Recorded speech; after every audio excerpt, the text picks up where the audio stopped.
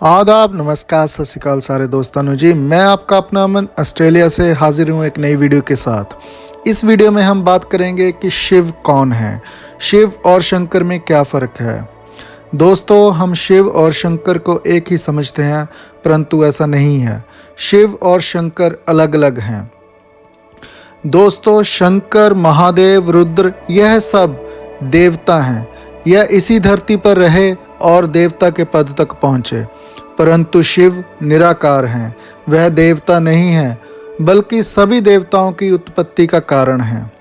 जब मैं कहता हूँ कि शिव निराकार हैं, यानी कि जिनका कोई भी आकार नहीं, कोई शक्ल नहीं, कोई हाथ नहीं, कोई पैर नहीं, कोई मुख आँख नहीं।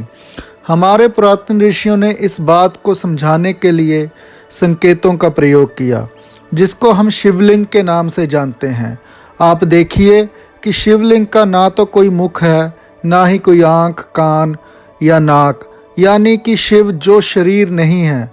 मंदिर में शिवलिंग रखने का मतलब सिर्फ इतना ही था कि जो भी शिवलिंग को देखे तुरंत उसका ध्यान इस बात पर चला जाए कि शिव निराकार हैं, जिनका कोई आकार नहीं, कोई शरीर नहीं। चलिए दोस्तों, इस बात को हम अपने धर्म ग्रंथों से समझते हैं। धर्म ग्रंथों की बात करने से पहले हम सबको ये समझना होगा वेदों, उपनिषदों तथा पुराणों में क्या अंतर है।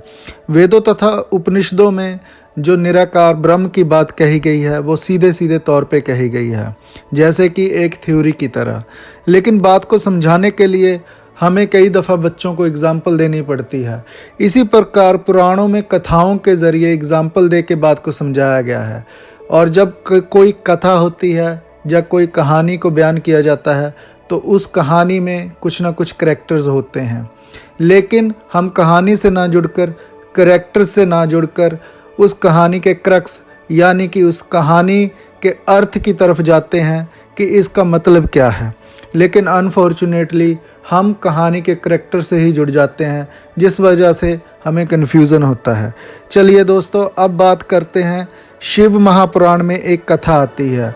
क्योंकि पुराणों में ही कथा है, इसलिए मैं आपके साथ ये बात शेयर करता हूँ। हमने कहानी के करैक्टर से नहीं जुड़ना, बल्कि उसके क्रक्स की तरफ ध्यान देना है।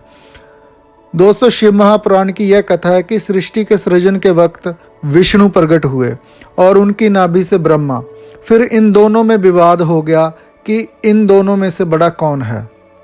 इस पर उनके सामने एक स्तंभ प्रकट हुआ और आकाशवाणी हुई कि इस स्तंभ का जो एंड पॉइंट ढूंढ लेगा वो सबसे बड़ा होगा। परंतु विष्णु जी और ब्रह्मा जी इस स्तंभ का एंड पॉइंट ना ढूंढ सके। तभी आकाशवाणी हुई कि मैं ही शिव हूँ, जिसका कोई आदि और अंत नहीं, जिसकी कोई शक्ल नहीं, रूप नहीं, यानी कि मैं ही निराकार हूँ। और इसी बात को समझाने के लिए स्तंभ को शिवलिंग के रूप में ऋषियों ने मंदिरों में स्थापित किया। दोस्तों, शिव कैसे हैं, इसका उल्लेख रत्नावली के श्लोक नंबर 7 में भी मिलता है। अजन्मं शाश्वतम करण कारणाम शिवम केवलम भास्कम भास्कनाम तुर्यम तमः पार मध्य अंतहीनम प्रपद्ये परम पावनम द्वैतहीनम। अब इस श्लोक के हम अर्थ करते हैं। अजन्मं यानी कि वह शिव जो अजन्म है, जिसका जन्म नहीं हुआ। शाश्वतम जो कभी खत्म नहीं होगा। करणम कारणम जो कुछ घट रहा है उन सभी घटनाओं के कारण हैं। शिवम केवलम केवल एक शिव ही हैं। भास्कम भास्करम सभी सूर्यों के सूर्य हैं। तुर्यम तमः पार मध्य अंतहीनम। तुर्यम यानी कि चौथी अवस्था, माया के 3 गुणों से पार जो चौथी अवस्था है, शिव वह हैं। तमः पार मध्यम अंतहीनम, जिनका ना तो कोई पार है, ना ही मध्य है और ना ही अंत है। प्रपद्ये इनकी पूजा करनी चाहिए। परम जो सबसे बड़े हैं। पावनम जो पवित्र हैं। द्वैतहीनम यानी कि शिव एक ही हैं, ना कि 2, 3, 4।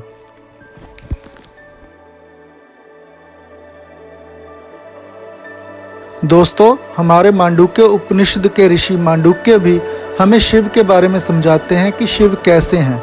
मांडुक्य ऋषि अपने मांडुक्य उपनिषद के चैप्टर नंबर 1 यानी कि अध्याय 1 के वर्ष नंबर 7 श्लोक नंबर 7 में समझाते हैं, शांतम शिवम अद्वैतम चतुर्थ मन्यन्ते सा आत्मा स विज्ञेय। यानी कि शांतम शिवम, शिव शांत हैं, शिव मौन हैं, शिव चुप हैं, ये सब निराकार के ही गुण हैं। शांतम शिवम, शिव शांत हैं। अद्वैतम, 2 या 3 नहीं, 4 नहीं, 5 नहीं, केवल एक हैं। चतुर्थ यानी कि 3 गुणों से पार, माया के जो 3 गुण हैं उनसे पार, चौथे गुण तुर्य अवस्था को शिव का नाम दिया गया है। मन्यन्ते, ऐसा मानना चाहिए। सा आत्मा, वह शिव ही सभी की आत्मा है। सा विज्ञ, इसको जानना चाहिए। तो मांडुक्य ऋषि के उपनिषद कहते हैं कि वह शांत शिव अद्वैत रूप हैं, वही आत्मा है और वही साक्षात जानने योग्य हैं। तो इससे हमें यह भी स्पष्ट होता है कि मनुष्य के जीवन का लक्ष्य केवल और केवल शिव को जानना है। दोस्तों, इन सब श्लोकों से यह सिद्ध होता है कि शिव निराकार ब्रह्म है और शंकर, महादेव, रुद्र यह सब देवता हैं।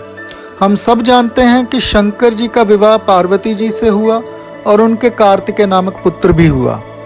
अगर शंकर ही स्वयं शिव निराकार हैं तो फिर उनका आकार यानी कि शरीर कैसे हो सकता है?